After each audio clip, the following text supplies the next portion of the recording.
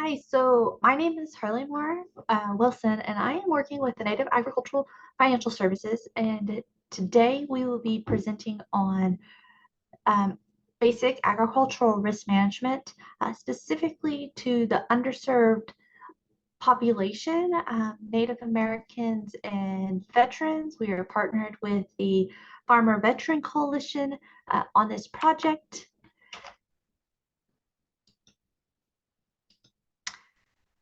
So today's agenda, will be informing you over risk in agriculture. This series of classes is funded by the Extension Risk Management Education regions, specifically the North Central region, the Western region, and the Southern region. So about us, NAFS is established in 2023. We are a native agricultural financial service. So we lend to native agriculture. The Farmer Veteran Coalition is established in 2008. We have Miss Mariel on from the Farmer Veteran Coalition. From the NAFS team, we have Miss Sandy on today. She will be speaking a little bit. We have Ty on. He will be speaking over human risk. Tommy is speaking over specifically financial risk, and Ridge is speaking over legal risk.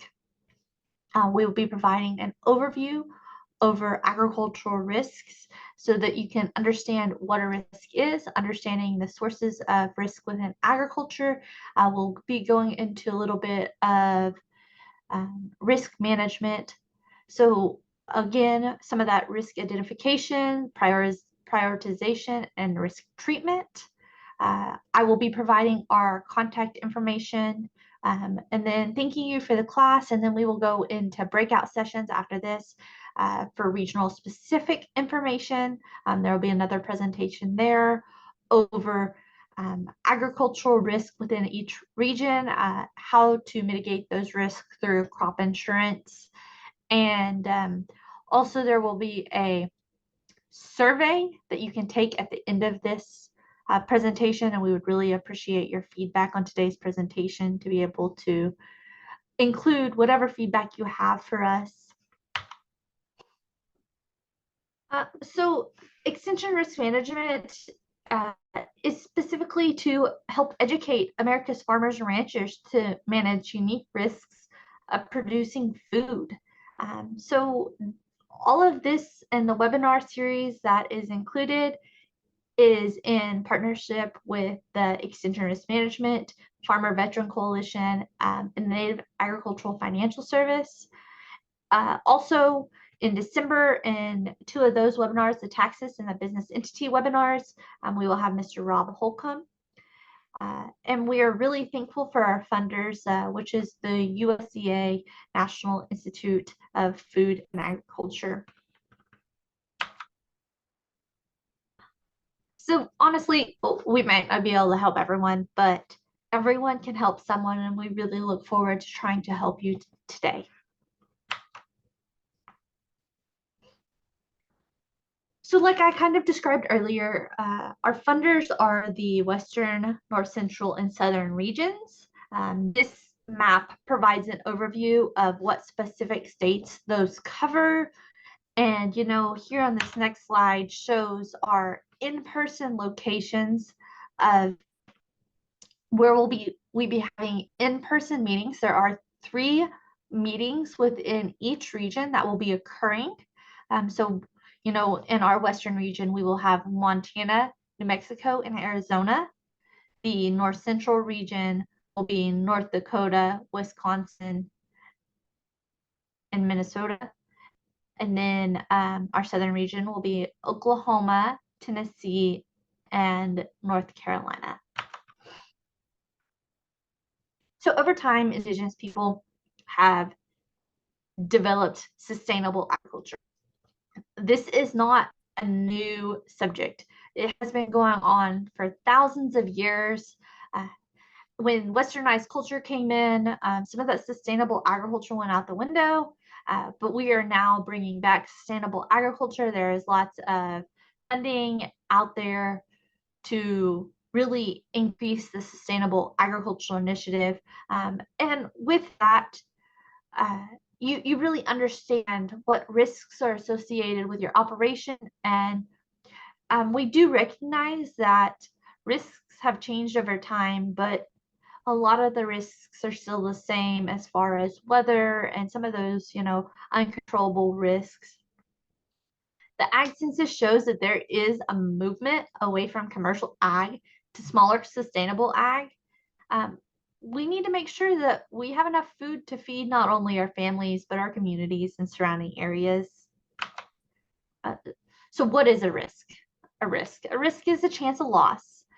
It's a likelihood or probability of outcomes. Adverse, I mean, so adverse could be good outcomes, they could be bad outcomes. It is not necessarily one or the other. There's uncertain consequences, and you always have that exposure to hazard or potential loss. Fun fact is native producers account for 2.3% of the producers in the United States, and 9% of the producers in the United States have served or are serving in the military. So there are two components of risk, the frequency and probability, and then severity of the size of loss. The world according to risk. So there are lots and lots of random assumptions about risk, but risk is not inherently bad. There is a return of trade when talking and associating to risk. Risks can be managed, but they cannot be completely decreased to 0%. And honestly, if you can't manage it, it is hard to manage it. So when I say that, I'm looking at, you really have a very hard time managing weather because you can't control it. Um, but there are things to do that can help you decrease the risk when it comes to weather or severe storms. Uh, Accurate information is essential to formulating plans and strategies. So making sure you do your own research, making sure that you have everything on the table before you start creating a plan and a strategy for your specific agricultural production field. One person's perception may differ than another, and so they do respond differently to common risky events. And really, there is more than one right way of responding to risk.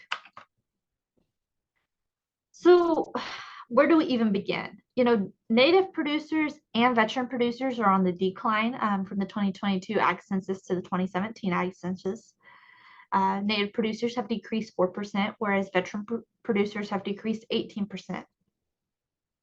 One of the common methods of classifying risk is to look at risk as it affects various functions on a farm.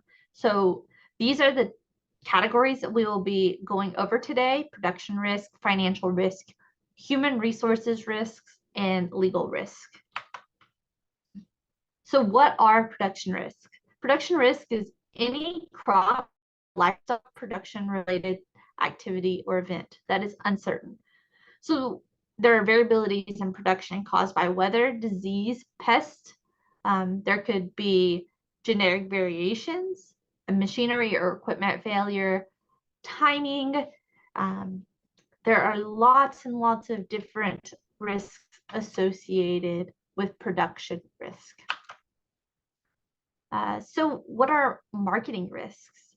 Marketing risks are any risks related to an activity or event that is uncertain, lending to variability of prices for outputs or inputs. So there could be fluctuations in a farm input and the product prices caused by basic supply and demand, or there could be competition from substitutes or government interference, or even technology change. Fluctuations in input prices is another reason that there are some marketing risks.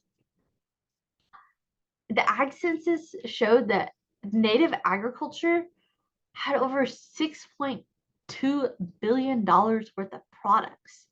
And that's just really astounding. And Something even more astounding is, there's farms operated by producers with military service accounted for $27 billion of products in the 2017 Ag Census. What financial risk? Financial risks are any uncertainty directed by threatens financial health of a farm business or results in financial loss. So this could include, but is not limited to, the cost and ability of capital, meeting cash flow needs, the ability to maintain and grow, and the ability to maintain family living expenses. Native producers applying for federal program payments have doubled since 2017. And so, something to do with financial risk is making sure that you have really good record keeping. Record keeping is very important to be able to apply for those federal farm program payments. And 33% of native farms fall into the economic class of making less than $1,000 a year. But that doesn't mean that we aren't growing the produce.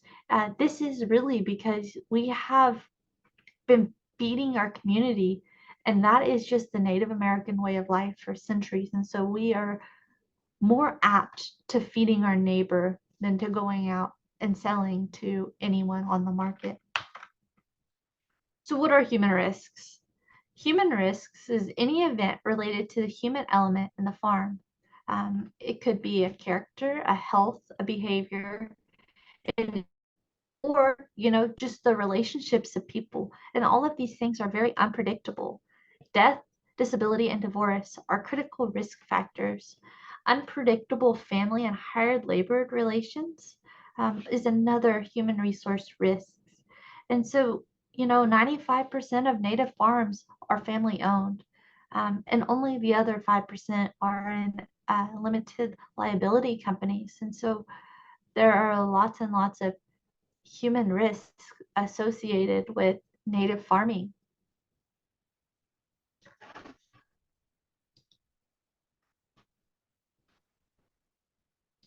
Likely all got one experience that comes to mind when it discusses how working with family or having laborers can be a risk.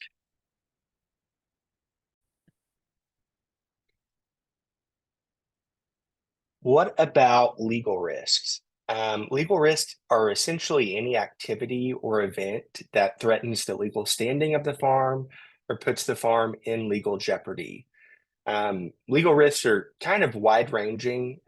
We've listed a few things below that touch on how you can try to avoid or mitigate legal risk. It could be from your business structure. It could be through estate planning, so creating trust or wills, essentially arrangements for what happens after death to your farm. Tort liability is a big one. How do you react if something happens on your farm or if somebody's injured on your farm? Statutory compliance, environmental issues, legal risk kind of runs the gamut. Risk management and legal risk. Now that we kind of have an idea of what basic legal risk is, let's talk a little bit more about risk management. Risk management is defined as the process of understanding and proactively managing risk before the event responsible for the risk occurs. All the things that a producer may do to influence the bottom line of the business and grow the long-term value or net worth of the business is a tool for risk management. And risk and return or profitability are related, and the relationship must be managed. Next, we have 5 different basic risk management steps. This can be applied pretty evenly throughout your farm in whatever situation comes up. First, you want to identify the risk. You want to assess it. How do you go about, remedying this, which brings you to how you treat it? How do you implement risk management steps? And then how do you evaluate it overall? These 5 steps are similar to the 5-step operational risk management course that the military provides to all its service members. And the training serves farmers as well after a service member separates from the military.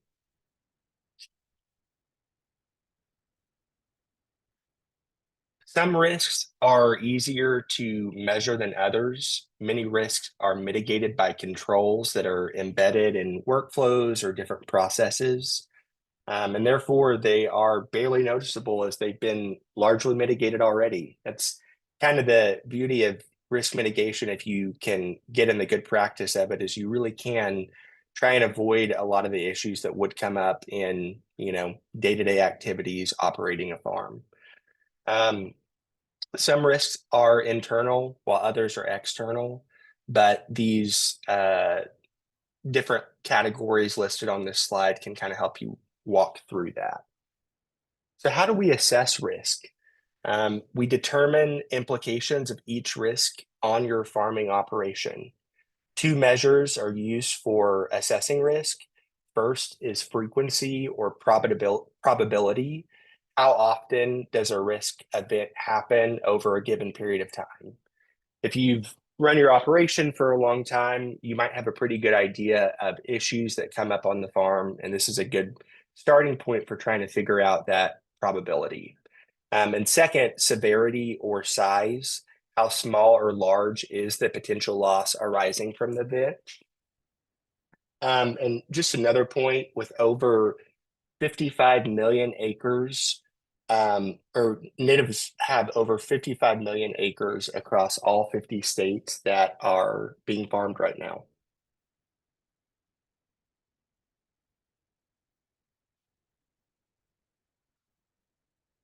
I actually think I went over one slide and on to Sandy's.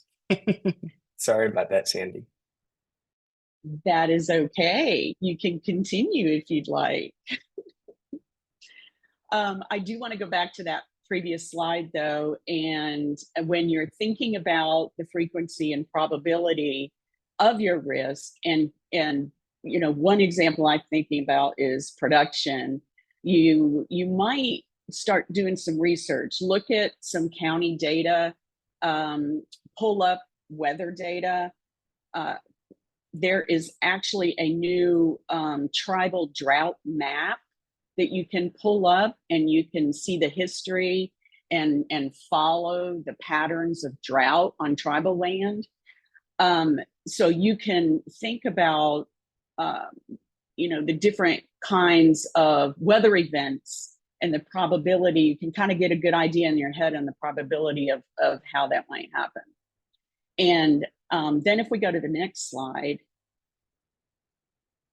this is just a little exercise that you can do when you're looking at assessing your risk. And you're thinking about, is it, you've done your research, you've kind of looked at it, does it have a high frequency, low severity, other high severity, high frequency, and think about what you're going to do if your risk falls into each one of those quadrants. Next slide, please. And these are just 4 tools that you may use for mitigating this risk and for thinking about this risk and what you're going to do with this risk. So one of the examples that I think about is this summer, there is a farmer in the north central region that was growing barley and hops anyway for a local brewery. And a gigantic hailstorm happened, and it wiped out his entire crop. And he had no risk management in place. And so thinking about that and thinking about things that he could have done to have some risk management in place, or maybe he wanted to just avoid having any risk at all. And so switching to a crop that isn't going to be ruined by hail. He can put control measures in place. He can accept the risk and control the risk. or he could transfer all the risk. And if we go to the next slide, you'll see how these fit into the quadrants on that little table. If you're looking to avoid the risk, okay, you're not going to grow hops and barley ever again, and you're going to put in a crop that is a little more sturdy. And maybe corn isn't affected quite as bad by hail. If you want to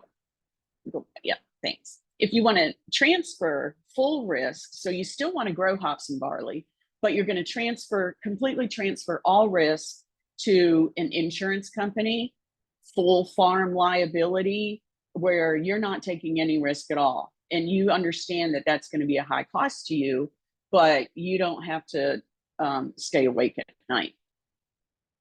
On the left side of the quadrant, you can retain the risk. Okay, I accept this risk. We might get a hailstorm. I know, I kind of researched it. I know how, this happens once every 5 years. So I'm going to control it. And some ways of controlling are crop insurance or diversifying your business. So, okay, this field right here is going to be hops and barley. It may get hit by hail, but I'm going to go ahead and put in some corn over here so that just in case I lose this field, even though it is crop insured, I still have my corn that I can harvest and make some money on. And then the bottom quadrant, which is the same, retain and control, where you may not need, you accept the risk, but you may not need to have quite as many control measures in place because it is low frequency and low severity. Next slide, Harley. And that's somebody else.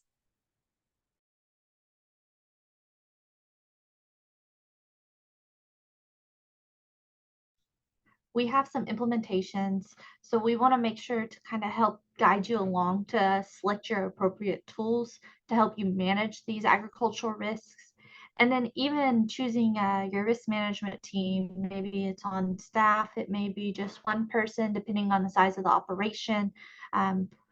If it's a very large operation, it may be 4 or 5 different people that are on your risk management team, but just kind of understanding who you might need to be on that risk management team is also a really good part of implementation.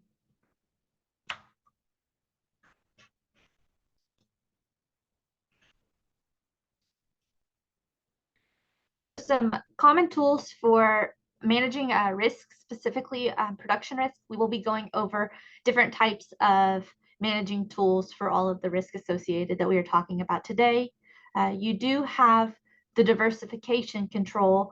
Just like Miss Sandy talked about, you can always diversify, and it may be multiple different crops that you're diversifying in, or it could be different types of livestock species that you're diversifying in, depending on what type of production you are going into specifically.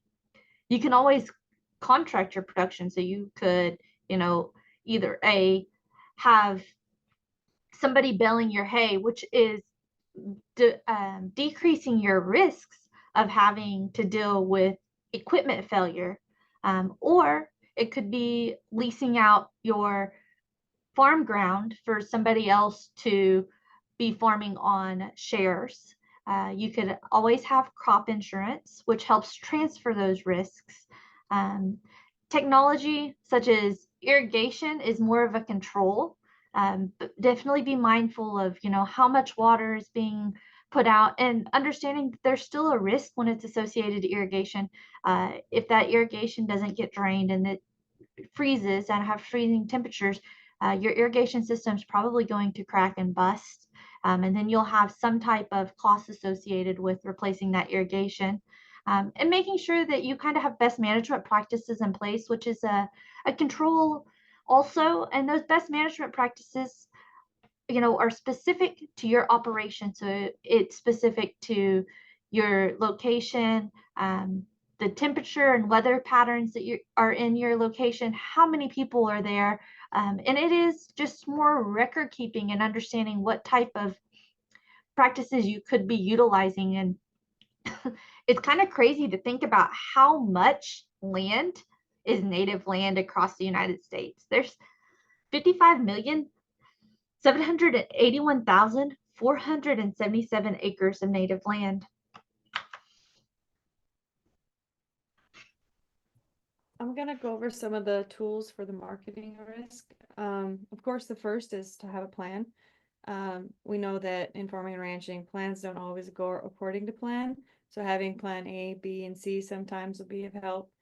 I know a lot of producers are strapped to what marketing is available in your area. You really only know of the sell barn or the local CHS or the mill that you sell to. But after a while, after more research and discovering some of these other tools, you can maybe put together a few different plans or options for yourself.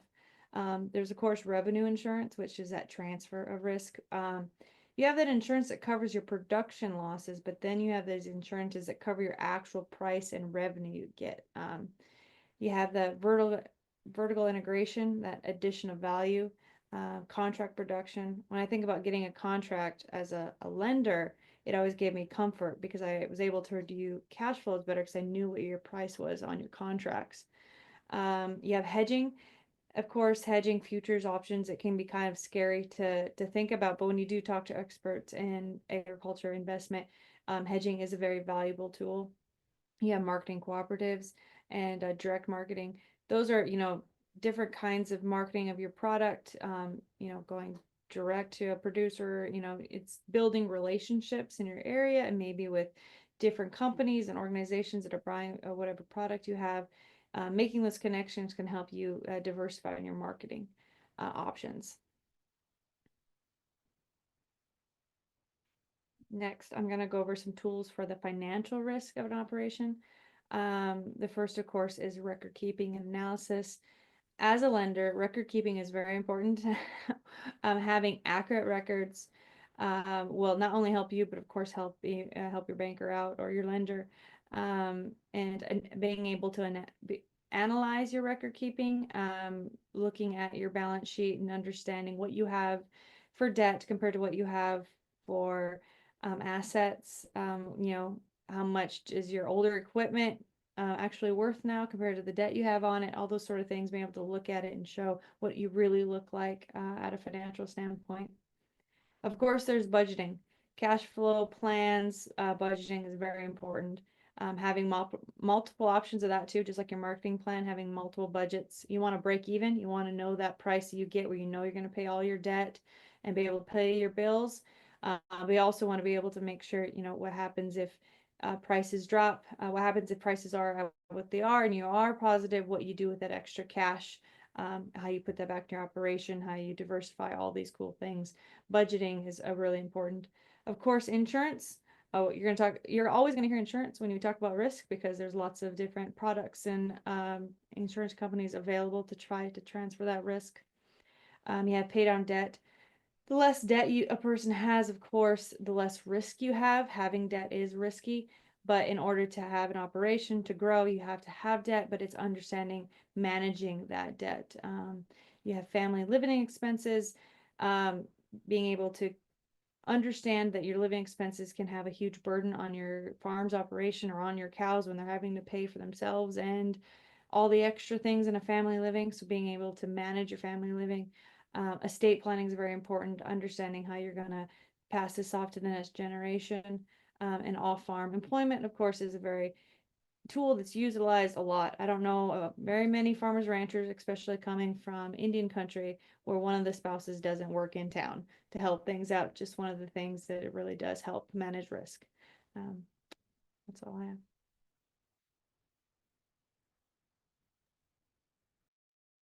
So, what are some tools to mitigate or even eliminate human risk? Managing human risk is, in a sense, nuanced, as a lot of these risks, as you can see just from this slide and the last, are related to other risks in some capacity. So, the main key to human risk is controlling when you can. I recently came across an article by the Missouri Extension Office that found that production agriculture is actually the most dangerous profession in the United States. And it was really shocking to me because I never saw that as a risk. I saw it as our livelihood. But it is vital that we understand that these are risks and can be risky, and it's just our everyday livelihood. So first, you need to ensure that you have adequate procedures in place to develop and maintain the farm. This is having open dialogue and consistent dialogue about your farm expectations, the goals you may have on your farm or ranch, and so forth. And then secondly is prioritize maintaining a positive work environment. Every operation is going to work with another in some capacity. You could be hiring laborers, truckers, or even have partner stakeholders. Having these positive relationships with others is necessary for the success, as well as mitigating the risk of your operation. So this can be through having a discussion on the division of duties or discussing expectations of one another. And then, as previously stated, working in the production agriculture sector is one of the most physically demanding and dangerous professions out there. I had to restate that because that is pretty crazy to me. So it's important to mitigate some of the danger and the impact that danger could have on your operation. This is one of the ones where you kind of have to transfer the risk, as you're not as able to control the risk. And we can transfer this risk by exploring different disability, health, and life insurance options that may be out there. Lastly is estate and transition planning. Oftentimes, this is the conversation nobody wants to have, but the conversation everybody knows they should. Developing an estate and transition plan is necessary for the continued function of the operation. For instance, who's going to take on the responsibility of running the place when grandpa's ready to retire? Or does anybody want to? That's just the reality that nobody could want to. And those are the types of discussions that you need to have and the types of questions that can be answered through a proper estate and or transition planning.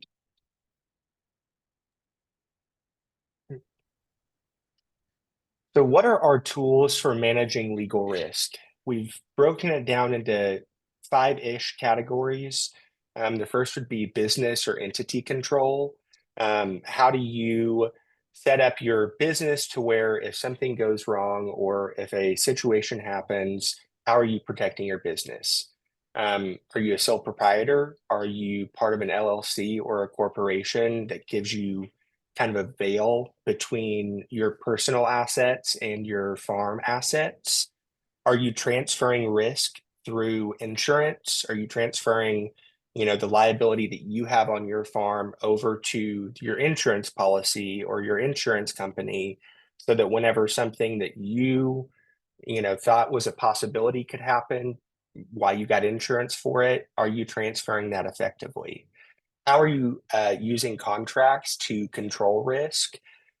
A great example that I've talked a lot about in the past few weeks, kind of surprisingly, because it's a newer subject for me, but contract growing.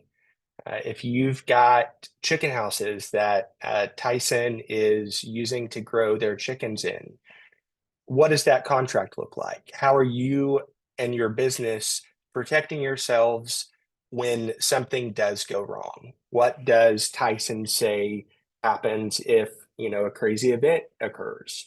What if weather happens and your chicken house is taken away by a tornado? Implementing contract controls to try and provide that protection. As Ty just talked about, are we looking at estate plans for your operation? Are you thinking about how you can transfer your farm or ranch upon death to your children or to other family members? Are those devices in play right now? And then finally, how do government actions and regulations affect your operation? Are you a part of a federal program that has record keeping requirements? Are you receiving subsidies that requires reporting? So many different pieces of regulation can have add-ons to what your job is whenever you're part of that program. I think we can go to the next slide. So after you've identified some legal risks and you've selected tools like a will or a trust in the case of estate planning or an insurance policy to transfer some of that risk away, how do you select the right team to help you manage risk? Who are those individuals? It's wide ranging again, because there are different pockets of people that have different pieces of information. On this list here, we've got extension educators who are generally knowledgeable about so many different things, loan officers and bankers, people you're interacting with on whether it's an yearly operating loan or a loan to purchase land that you'll be on for a long time. Crop insurance agents, cooperatives. Have you engaged with lawyers in the estate planning process? Commodity organizations, accountants and private consultants. Accountants are a huge, huge reward if you have the opportunity to work with one in your farming operation, because they can look at numbers and see stories in the numbers, and they can help identify issues within your practice. And once they're identified, they can also help on remedies. Commodity brokers or marketing advisors, Agribility, USDA. Are you in conversation with USDA or one of the Farm Service Agency offices? Department of Veteran Affairs. Essentially, we're trying to cast a broad net over the different types of individuals who you may want to consult on how you manage risk within your own operation. This is non-exhaustive. I think we could probably double it and still have more areas or people that we want to add to it, but this is a good starting point.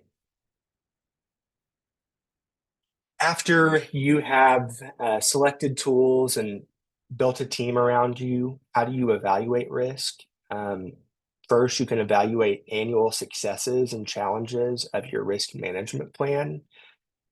Were those steps that you took to put an accountant in place, were they helpful? Did they end up saving you some, issue on your taxes because your accountant caught it?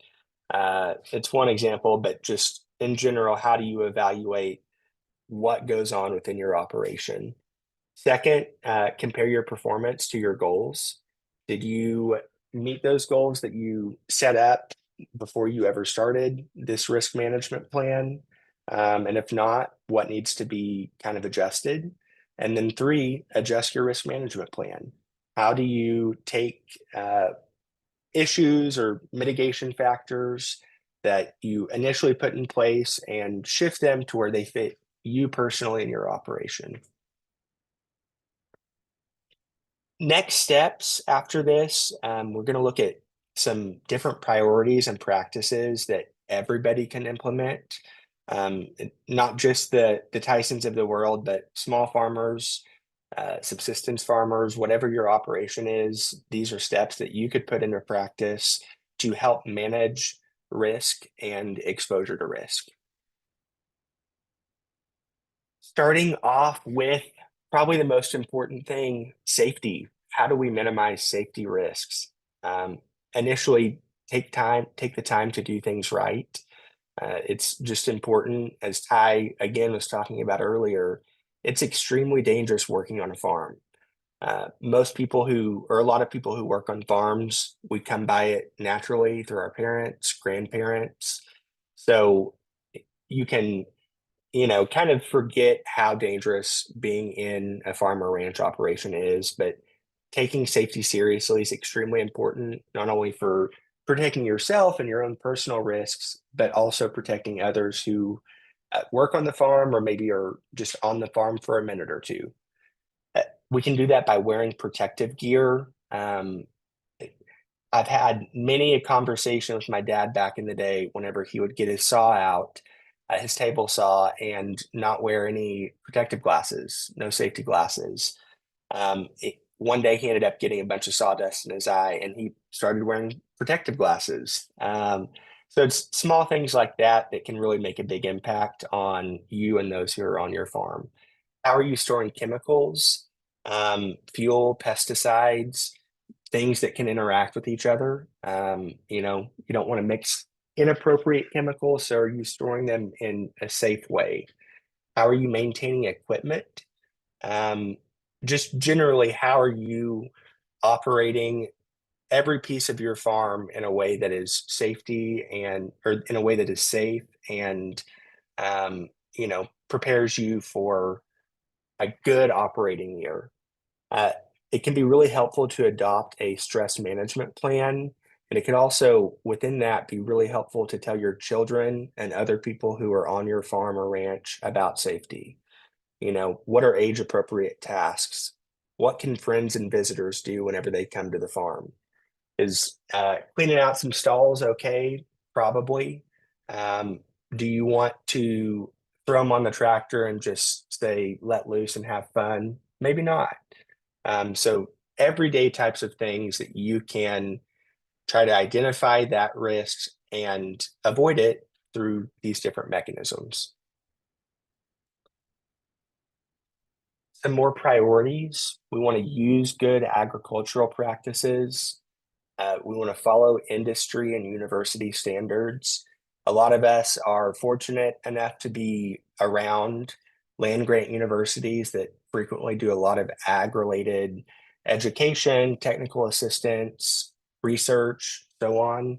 What are those standards that are coming out of your university or, the ag university that you're familiar with, and how can you implement them? That could range from nutrition, nutrient management, rotational grazing, herd health, chemical and fertilizer application, so on and so forth. And then record and maintain. It is so, so, so important that you are accurately recording and maintaining records for what happens on your farm. Documentation is required for some chemicals. This can help limit legal liabilities in some cases. Documents are frequently required for insurance purposes or for federal programs that you're involved in. From documents on equipment that you bought to chemicals that you are using to feed, vet bills, anything like that, depending on your scenario, can be really important to keep. And it also is going to improve management skills and decision making. Having a full picture of what is going on your operation through those documents and records is just going to improve your ability to manage your operation as a whole and better make decisions. Risk management priorities. How can we support our neighbors? Developing a strong network of friends can be really important, especially in Indian country, where we are often spread really far apart. Your neighbor could be not just the person that you run to whenever you need some flour or baking soda, but they could also be the person who helps, fill the gap whenever your tractor goes down. How can you share labor, equipment, knowledge? Those aspects of really knowing your neighbor can pay off. It can reduce costs and it can also increase satisfaction, not just in what you're growing, but also in the ability to just take in your life and appreciate it because you know that you've got a network of people around you who are ag interested and are going to be there whenever hard times come. Make emergency management plans in case of illness. This is a great point. Having a standard operating procedure so someone else can follow it. Most of our farms and ranches, while there might be things that we have in common, we probably do aspects of it really differently from each other. And usually people who are farming or ranching have a huge interest in how their crops or their livestock are taken care of and managed. I know it's something that causes a lot of farmers and ranchers stress whenever they have to, dare I say, go on a vacation. Who's going to take care of my cattle the way that I take care of my cattle? Having a standard operating procedure, even if it's a single sheet of paper that just has really high level bullet points, can help not only manage risk whenever you're not there, but it can also provide peace of mind. And then create a study group or a club. How can you work with those around you to improve ag in your area? How can you work with extension agents to bring knowledge to students? How do you get people interested in ag? There are so many different ways that you can come together as neighbors and really support yourself and your business, but also support the community that you're in. More priorities, we can look at property, liability, and health insurance.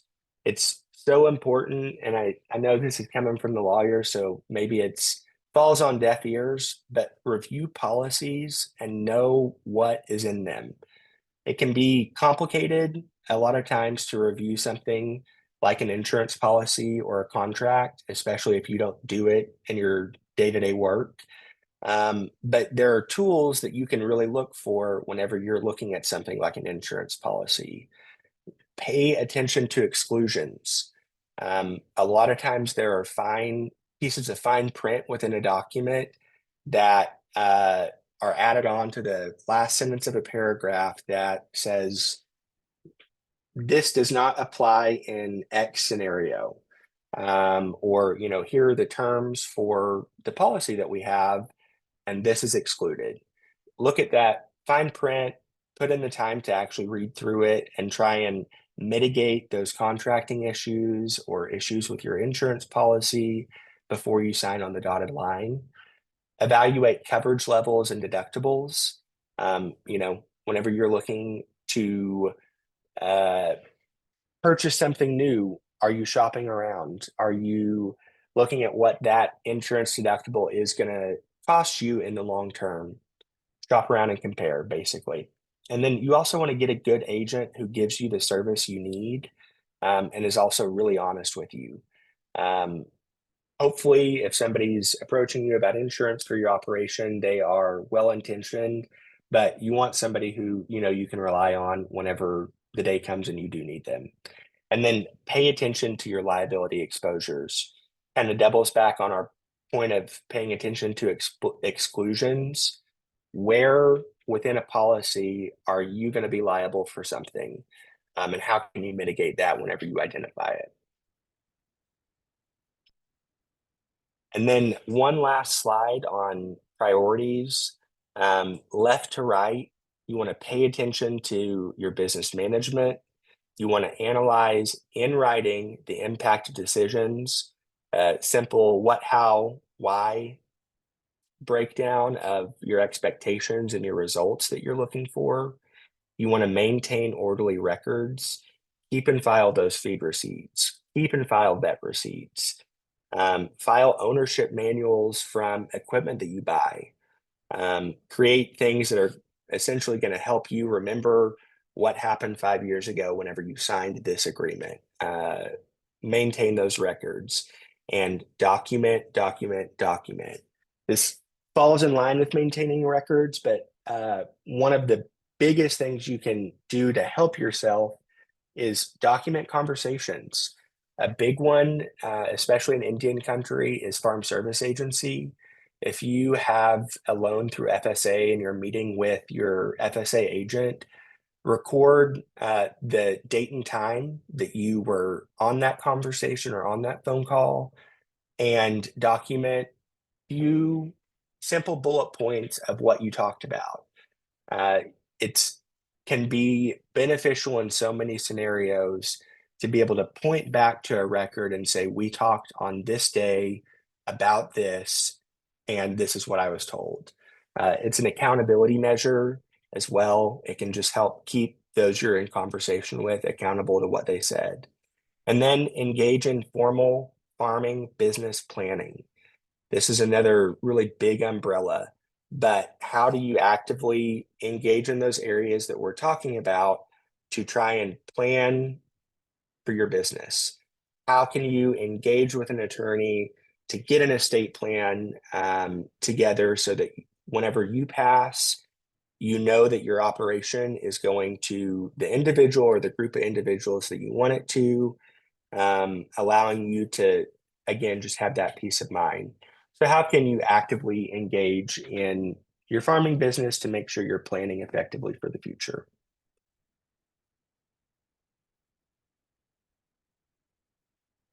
And then in summary, just remember that a bend in the road is not the end of the road unless you fail to make the turn. This is maybe a little bit cheesy, but also really true, because risk management is all about anticipating the bends in the road and successfully making the turns. Effective risk management is going to allow you to see those and plan for them. And even whenever that planning doesn't work out, it also gives you the backstop of having safety measures like insurance or a will in place.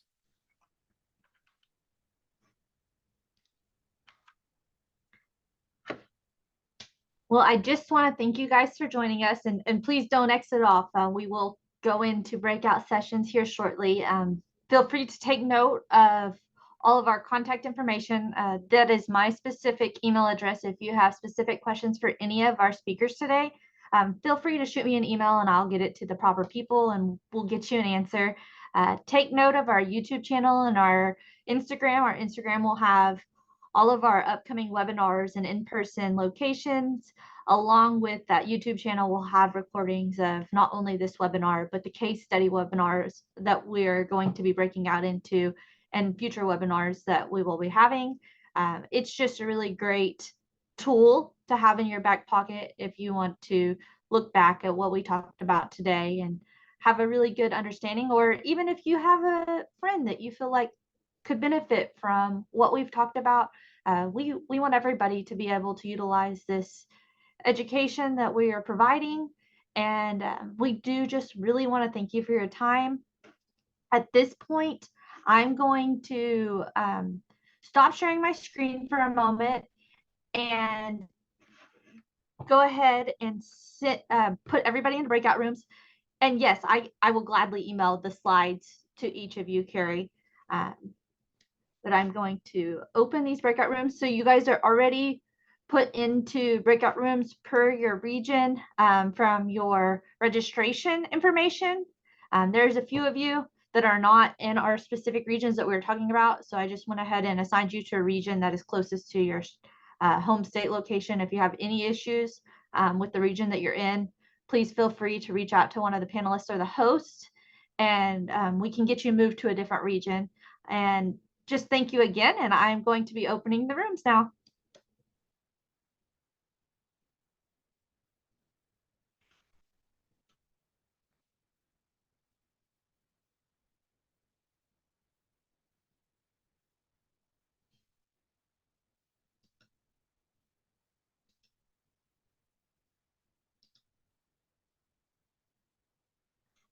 Okay, Eric and Paul, you are unfortunately stuck with me, or maybe that's great. I don't know. You do have the ability to speak now, so feel free to unmute yourself, ask any questions. I'm going to stop this recording and start another recording of our case study.